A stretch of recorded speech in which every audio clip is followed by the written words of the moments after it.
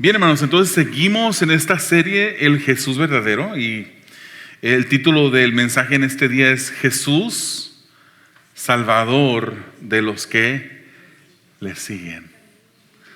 Salvador no de los presbiteranios, Salvador no dice de los bautistas o los pentecosteses. No dice el título Salvador de los cristianos ni siquiera. Porque lamentablemente el día de hoy ese término de cristiano se ha diluido mucho. ¿Usted nos visita por primera vez? ¿Nos visita por primera vez? ¿La jovencita que está al lado de usted, Sandra? ¿No? Ok. Hoy en día ese término de cristiano se ha diluido mucho. Entonces hay muchas personas que se llaman cristianos. Incluso, hermanos, vamos a hablar directamente y lo hacemos con respeto. Si usted tuviera un familiar que es testigo de Jehová, yo a un testigo de Jehová yo no lo puedo llamar hermano. Yo puedo llamarle a un católico hermano, uno que ha creído en fe en Jesús, pero un testigo de Jehová yo no lo puedo llamar hermano. Ellos no creen en el Jesús que la Biblia enseña. Un mormón, hermanos, yo no puedo llamarle hermano, porque no creen en el Jesús, no creen ni siquiera que la Biblia es inerrante, que es confiable. Hoy en día hay testigos de Jehová, hay mormones que se dicen ser cristianos. Pero la palabra del Señor, hermanos, no nos invita a venir a un lugar y ponernos el título de cristianos. El Señor Jesucristo nos invita a seguirle. Y el nombre que se le pone a esas personas que le siguen a Jesús son discípulos de Jesús. Entonces, hermanos, Jesús es un Dios que no hace acepción de personas. Él vino, hermanos, a ofrecer salvación a todo el mundo. Su sacrificio es suficiente para que si todas las personas que han caminado por este mundo quisieran ser salvas, todos pudieran ser salvos. El ofrecimiento de Jesús fue genuino hacia toda la humanidad. No todos le van a aceptar. No todos van a seguir a Jesús. Él perdonó, hermanos, a muchas personas como nos perdona a nosotros. Y por estas personas que voy a mencionar, no me estoy comparando, ni les estoy comparando a ustedes, a esas personas, pero éramos pecadores igual que ellos. Él perdonó a una mujer que fue sorprendida en el acto del adulterio. Él perdonó, hermanos, a un hombre paralítico cuando él lo levanta, le quita el parálisis. Él le dice: tu fe te ha salvado. Ni siquiera le dijo: tu fe te ha hecho sano o has sido sano por tu fe. Tu fe te ha salvado. Al ladrón que estaba en la cruz, uno de los dos, no sé si usted sabe que uno de los evangelios dicen que los dos estaban en contra de Jesús. Pero uno de los evangelios nos da un poquito más de luz y nos dice que uno se arrepintió. Uno fue el que le dijo: Señor, acuérdate de mí cuando vengas en tu reino. Y ese Jesús le dijo: de cierto te digo que hoy estarás conmigo en el paraíso. No repitió una oración, hermanos. Ese ladrón no repitió la oración del pecador. No estoy en contra de la oración del pecador, pero no le dijo a Jesús: cierra tus ojos y repite esta oración para que seas salvo. Él confesó con su boca que Jesús era Señor. Señor, acuérdate de mí cuando vengas en tu reino. Y perdonó a ese ladrón en la cruz, como rescató también al endemoniado gadareno. Un sinnúmero de personas, número grande de personas que el Señor vino a salvar. No hay nadie, hermanos, que esté más allá del poder salvador de Dios. ¿Usted lo cree? No hay nadie que esté más allá. Usted está orando por un amigo o un familiar que no conoce al Señor aún. Siga orando. No hay nadie que el Señor no pueda alcanzar. Pero, hermanos, sí hay quienes rechazan a Jesús. Hay quienes lo rechazan. Mientras hay personas que son salvas viniendo a Jesús porque reconocen su necesidad, hay personas que rechazan a Jesús porque se creen autosuficientes, porque dicen: yo no necesito a Jesús, Soy una buena persona. No le hago daño a nadie. Vivo bien, soy amable con mi vecino. Hasta le corto el zacate a mi vecino cuando tengo tiempo extra y voy y le hago ese favor a mi vecino. Soy tan buena persona. Y creen que por sus obras, por lo bueno que hacen, van a poder un día llegar al cielo. Pero la salvación solamente se obtiene poniendo nuestra fe en Jesús. Las obras le siguen a la fe, pero es la fe la que nos salva, la fe en Jesús, no nuestra autosuficiencia, no nuestra religiosidad.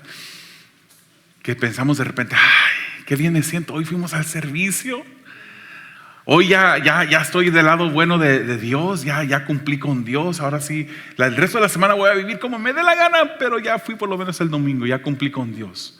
Eso es religiosidad, hermanos. Y hay veces que nosotros como discípulos, aunque seamos discípulos genuinos del Señor, podemos caer en esa religiosidad. De repente pensar, que tengo que estar en la palabra, tengo que leer. Y usted lee la palabra rápido y no se pone de meditar, no se pone a examinar qué es lo que el Señor quiere hablar a su vida a través de la palabra. Oh, tengo que orar.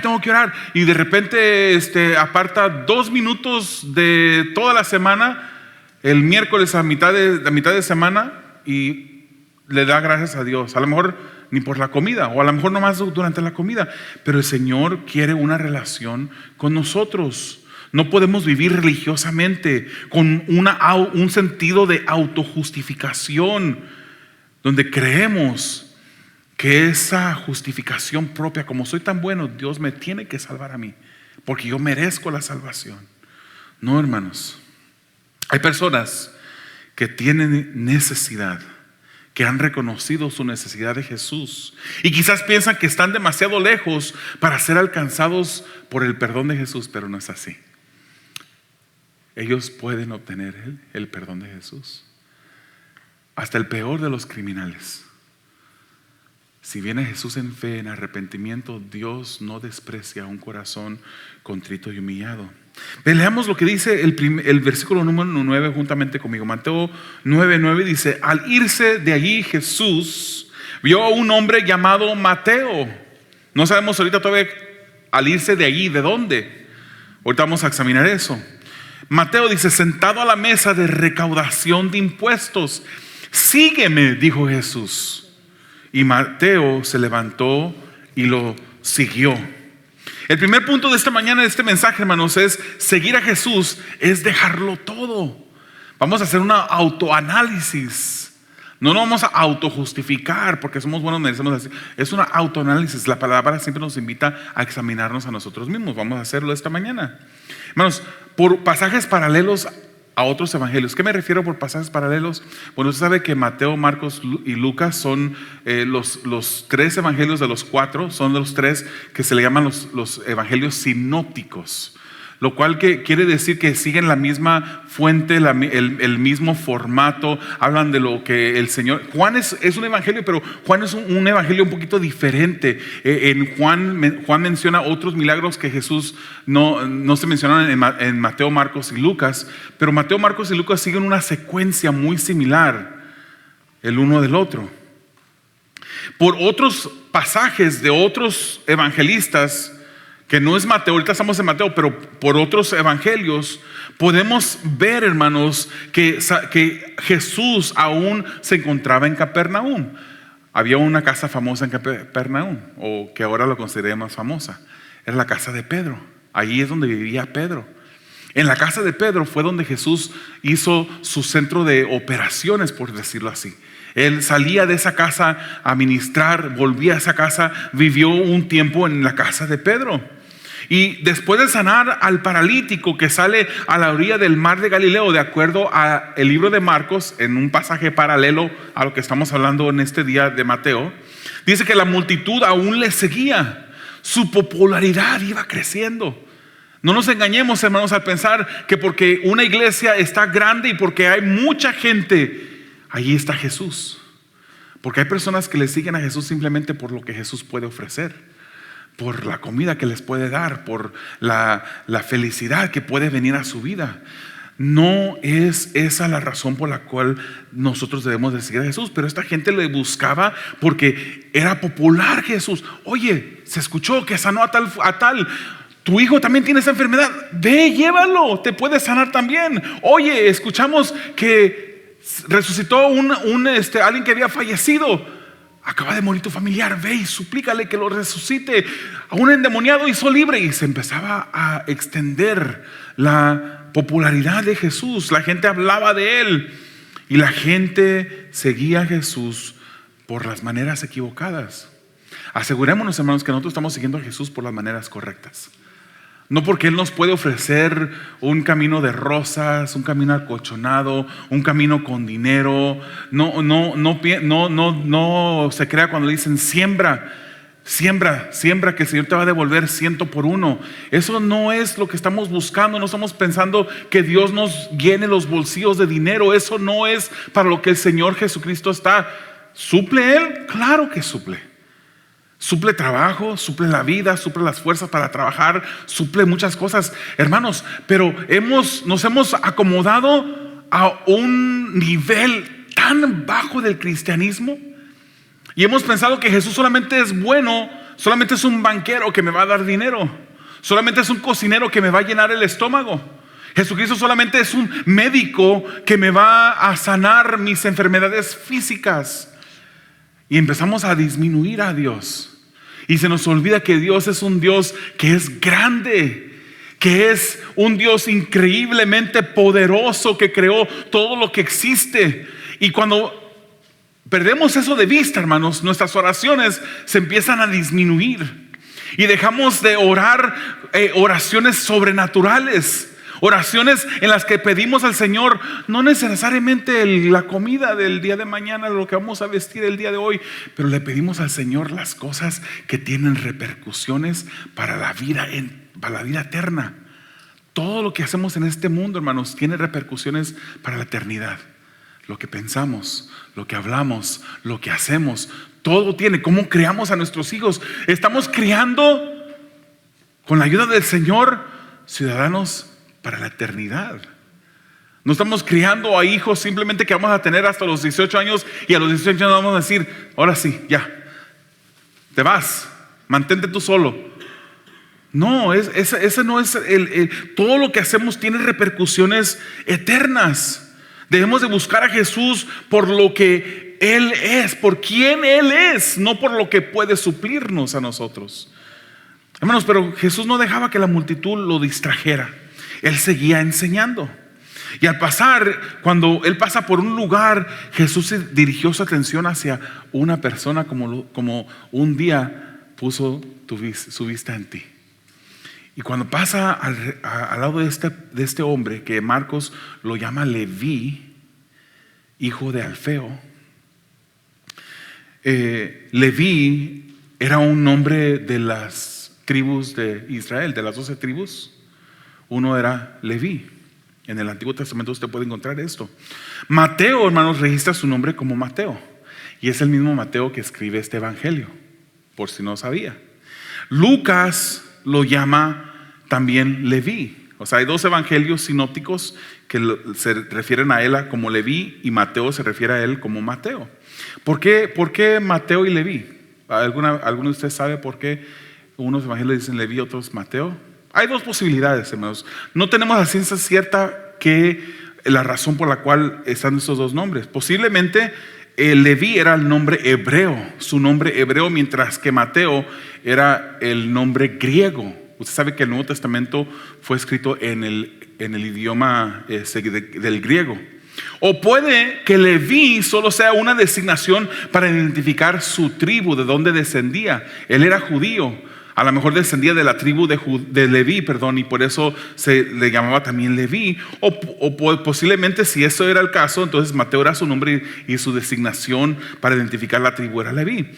No, ese no es el punto en esta mañana. Simplemente cuando usted lea los pasajes paralelos de los evangelios sinópticos, entienda que el Leví que otros hablan, ese es el mismo Mateo. Estaba sentado en la oficina de los tributos. Era el cobrador de impuestos. ¿Cuántos oran por los cobradores de impuestos? Al final del año siempre nos quitan dinero a algunos les regresan dinero. Él estaba sentado en la mesa de los tributos, los impuestos. Esos eran estaciones que se encontraban a través de la tierra de Palestina, donde llegaban los judíos o las personas que vivían en ese lugar a pagar sus impuestos. Recuérdense que los judíos estaban bajo el dominio de los romanos y los romanos les imponían impuestos a los judíos. Estaban bajo el control del imperio romano. Y los judíos estaban, ¿qué cree usted? ¿Que estaban contentos con los romanos porque les cobraban impuestos? No estaban contentos. Los cobradores de impuestos eran odiados por los judíos. Y no solamente porque les quitaban dinero, hermanos.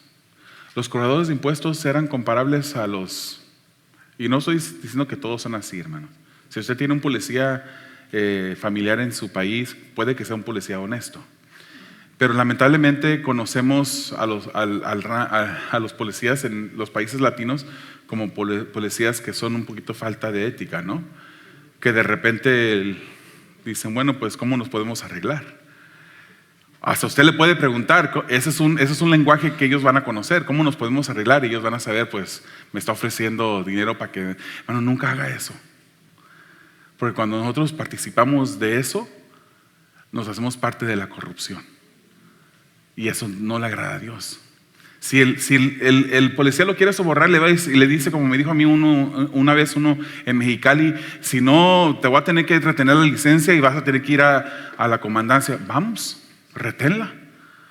Si ese es lo que procede, pues hazlo. No, él me la estaba haciendo larga, de repente te voy a hacer una infracción y estaba buscando, se me acabaron las infracciones, me estaba deteniendo mucho tiempo porque quería como que yo le ofreciera, ¿cómo nos arreglamos?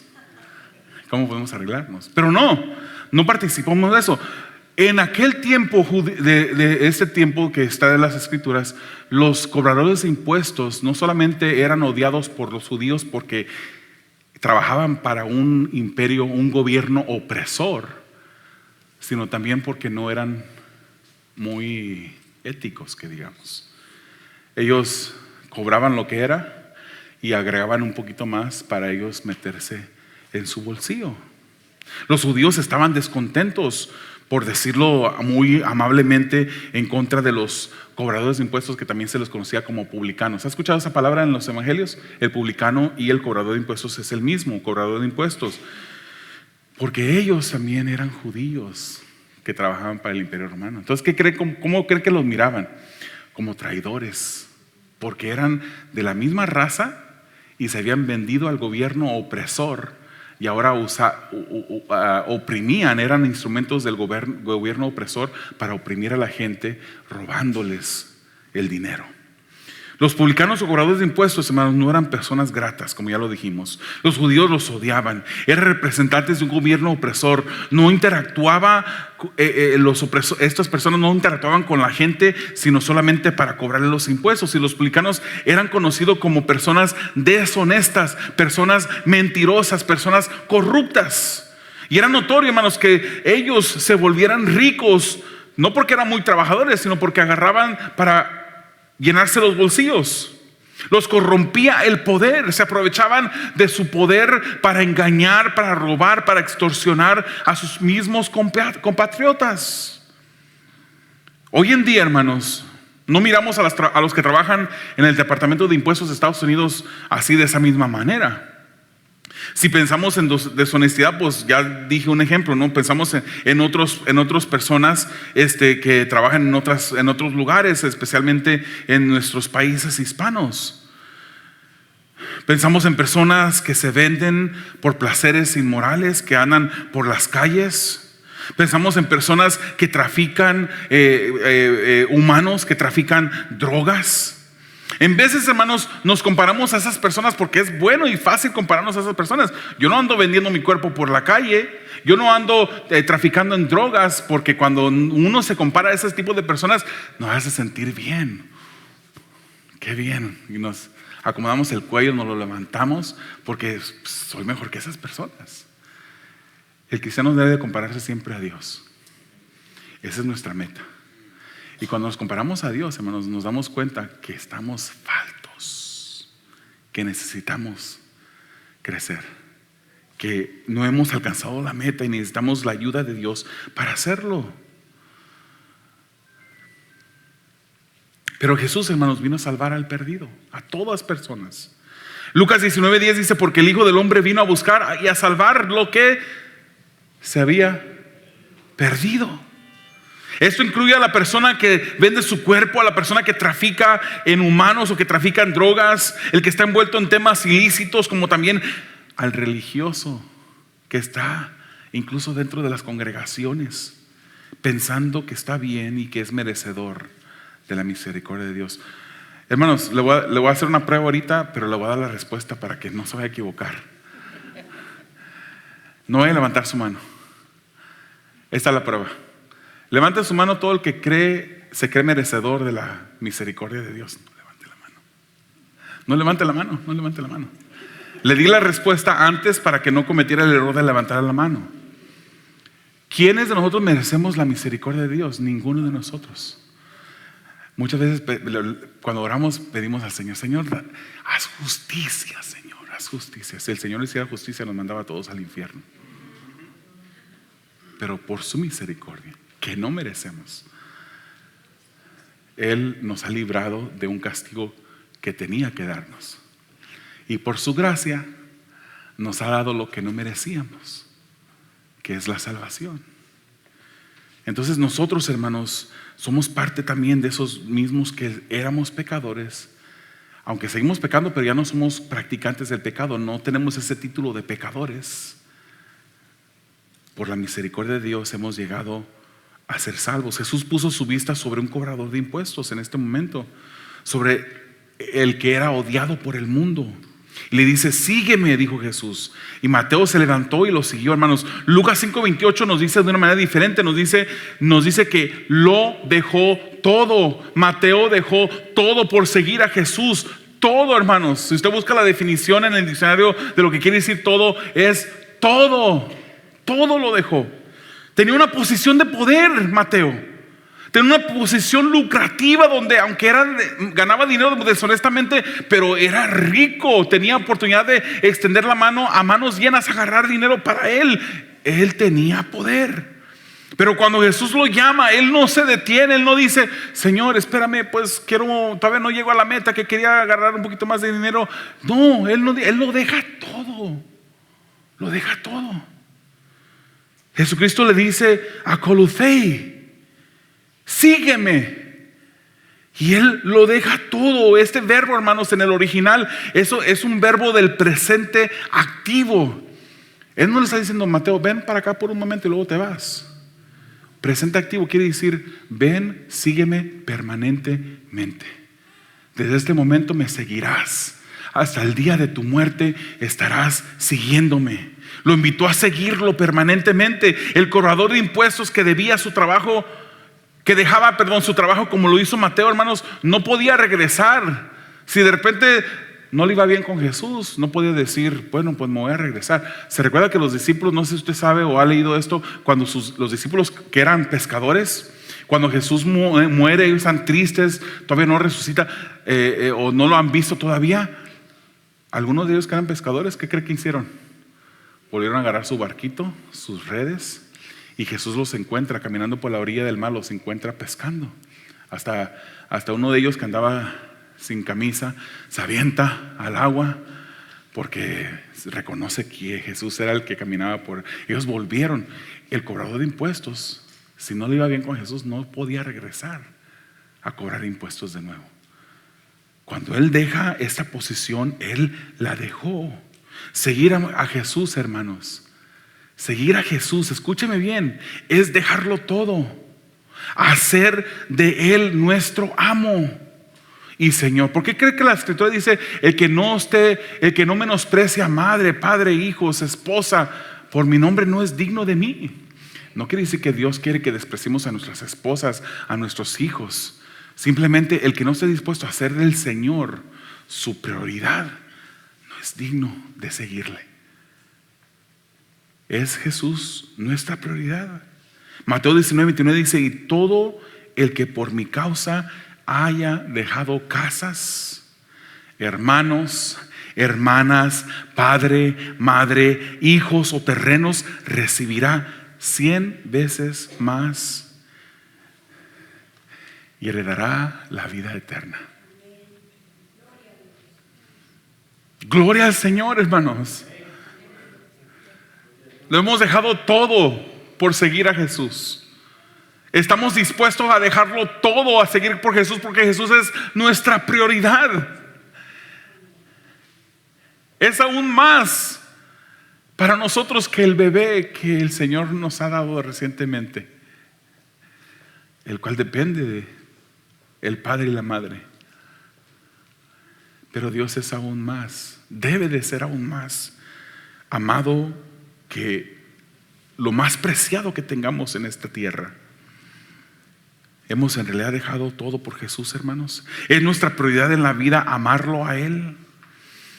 Veamos ahora el segundo punto, el santo entre pecadores. Leamos versículo 10 y 11 que dice: mientras Jesús estaba a la mesa en casa de Mateo, porque Mateo lo invita a la casa y ya llega Jesús a la casa de Mateo, muchos recaudadores de impuestos y pecadores, otros también como Mateo, llegaron y comieron con él y sus discípulos. Y fíjese, los religiosos, cuando los fariseos religiosos vieron esto, preguntaron a sus discípulos, a los discípulos de Jesús: ¿por qué come su maestro con recaudadores de impuestos y con pecadores? Estas personas religiosas que se creían que eran más santos que los demás, dijeron: ¿por qué es que tu maestro come con estos pecadores? Ahora vemos a los religiosos iniciar el conflicto. Después de llamar a Mateo, Jesús fue invitado a comer a su casa y hermanos, recordemos que los publicanos se enriquecían de manera deshonesta. O sea que Mateo tenía dinero, hermanos. Él no vivía en una chocita pequeña. Él tenía su casa bien hecha, su mesa era grande porque tenía dinero. Había plenitud de comida dentro de su casa. Mateo era rico. El Evangelio de Lucas, otra vez hablando de un pasaje paralelo que habla también de la misma historia, el Evangelio de Lucas nos dice que ofreció un gran banquete y había un gran número de personas comiendo a la mesa con Jesús, porque Leví, Mateo, era rico.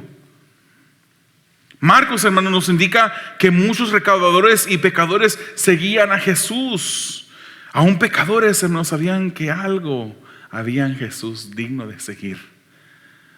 Marcos asegura, hermanos, que el lector se dé cuenta del tipo de personas con las que Jesús comía. Hace un énfasis usando cobradores de impuestos y pecadores que Jesús comía, y lo dice 3 veces. O sea, esas personas eran personas que a la vista de la población, de los vecinos, los miraban como pecadores.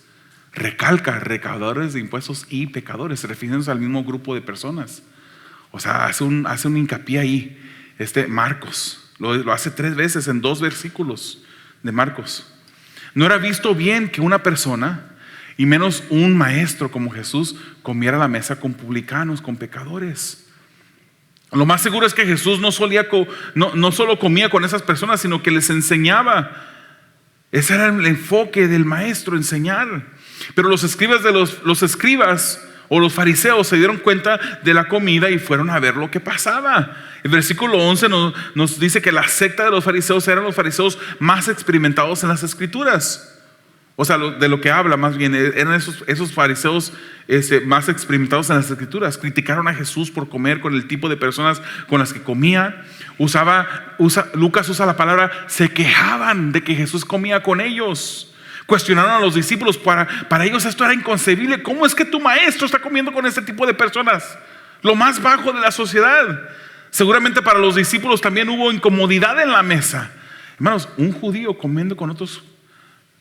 Seguramente Pedro se recordaba: híjole, yo sé que me cobró de más. Que está aquí a mi lado, me cobró el otro mes cuando fui a pagar mis impuestos, me cobró lo que era y le agregó.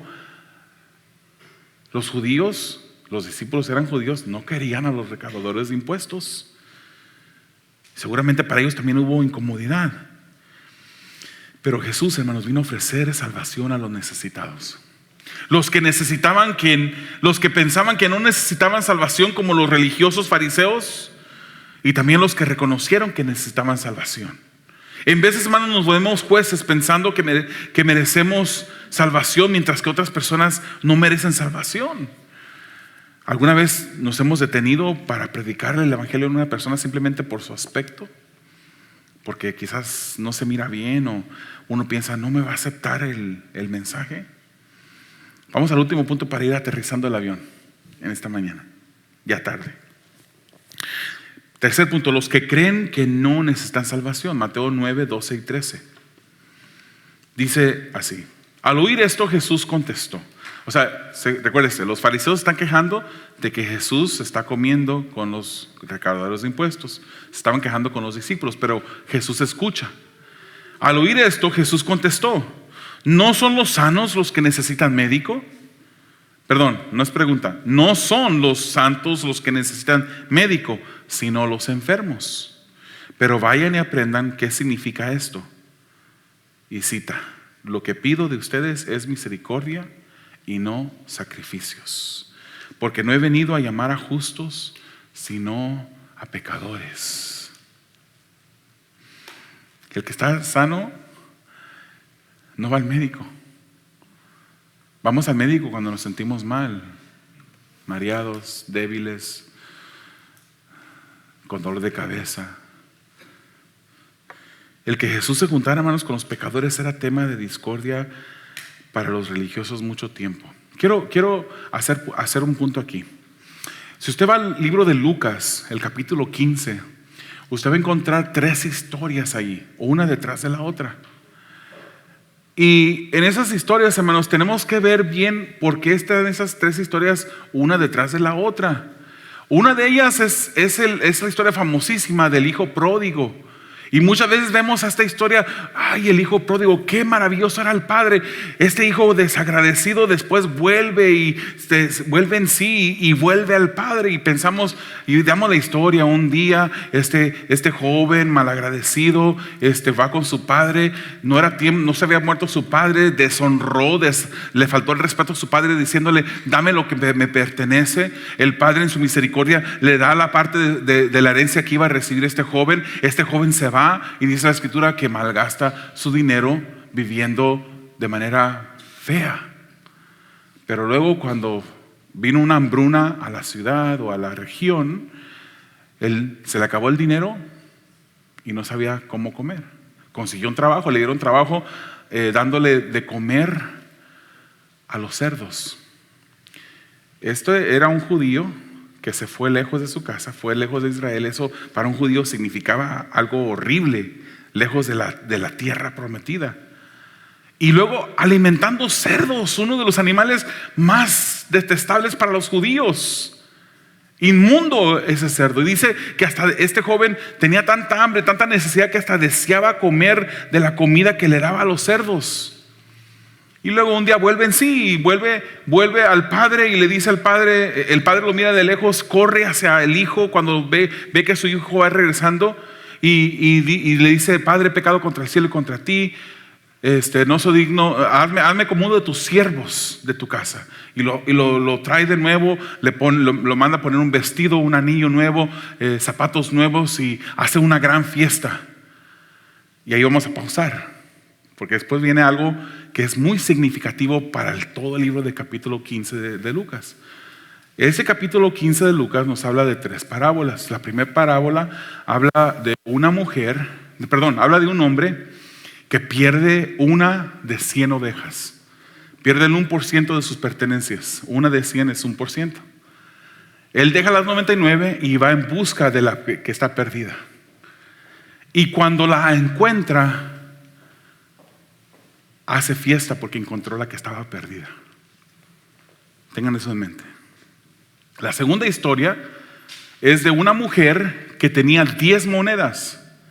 Y esta mujer pierde una de las 10 monedas. Ahora estamos en el 10%, ¿verdad? 1 de 10 es 10%. Pierde el 10% de sus monedas, empieza, barre toda la casa, la encuentra, y ¿qué hace después?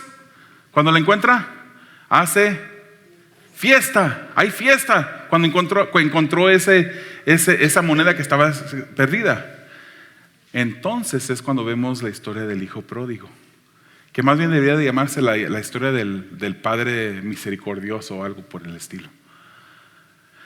Este hombre tenía 2 hijos. Uno se pierde. Regresa después, pero se pierde. Pero cuando regresa, ¿qué hace el padre? Lo viste, anillo nuevo, y hace fiesta. Es por eso que es necesario, hermanos, leer la Biblia en contexto.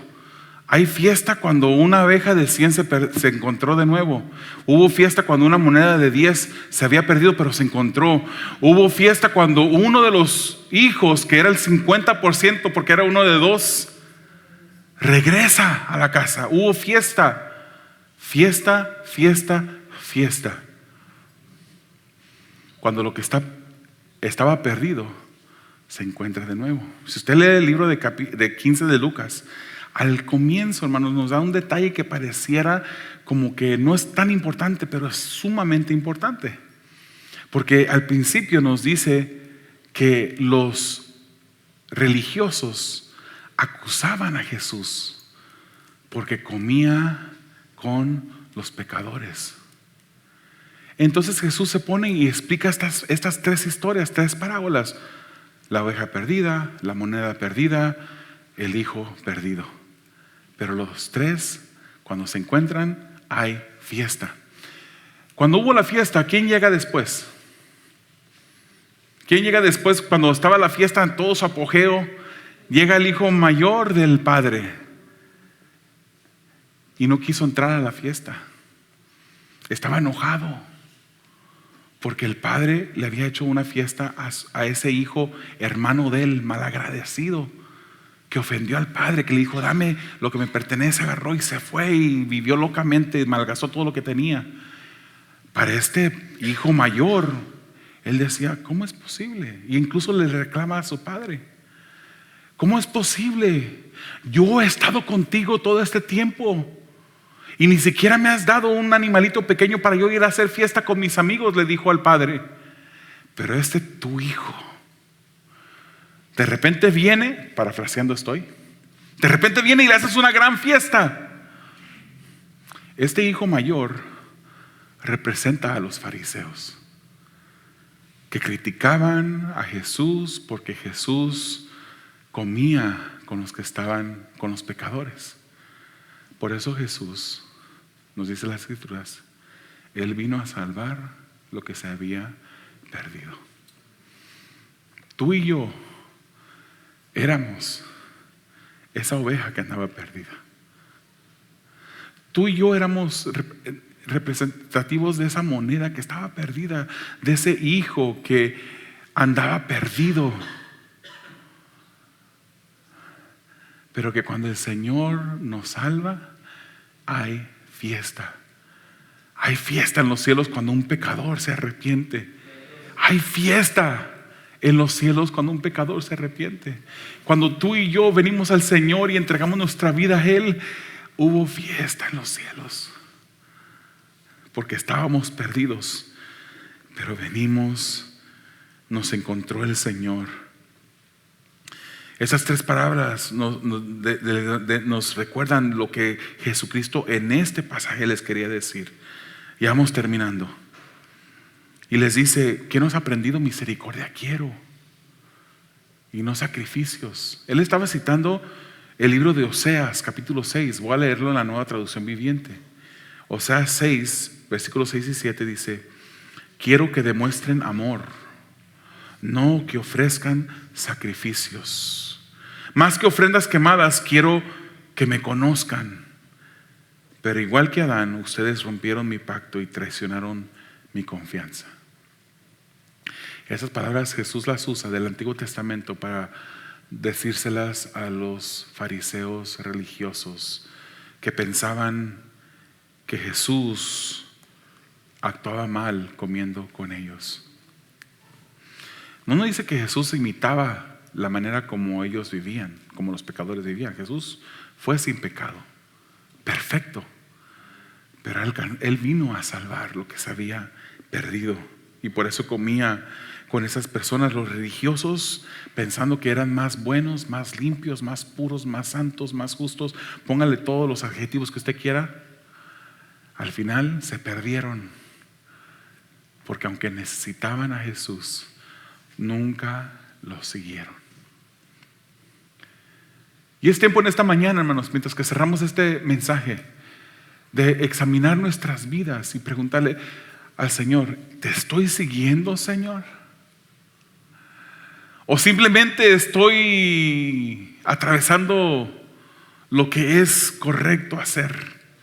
Simplemente estoy guardando una apariencia. Hoy es domingo, hay que venir a la iglesia, pero ¿qué estamos haciendo el resto de la semana, hermanos? Jesús es una persona que vino a salvar no las personas que piensan que están bien, sino los que sabemos que estábamos mal, perdidos, que necesitamos un Salvador. Para esos vino Jesús. ¿Cómo están nuestras vidas? ¿Es en verdad Él el Rey Salvador? ¿Es nuestro Rey? Todos estábamos necesitados y el Señor vino para salvar nuestras vidas. Y fíjese, nunca nos creamos que somos hasta merecedores, ¿verdad? Seguimos siendo personas que necesitamos de la misericordia de Dios. Pablo mismo decía él que él era de lo vil y lo menospreciado del mundo. Él se comparaba a eso. Nunca creamos, hermanos, que porque venimos los domingos a la iglesia, porque entre semana estamos involucrados en un grupo pequeño, porque hacemos esto, porque hacemos lo otro, no pensemos, estamos ganando el favor de Dios. El favor de Dios solamente viene por medio de la fe en Jesús. Amén. Cerremos nuestros ojos, inclinemos nuestro rostro. Examinemos nuestro corazón en este momento. Pidámosle al Espíritu de Dios que nos examine. Y que cada vez, hermanos, cuando pensemos o querramos pensar que hemos llegado, que ya somos autosuficientes, recordar de dónde el Señor nos sacó.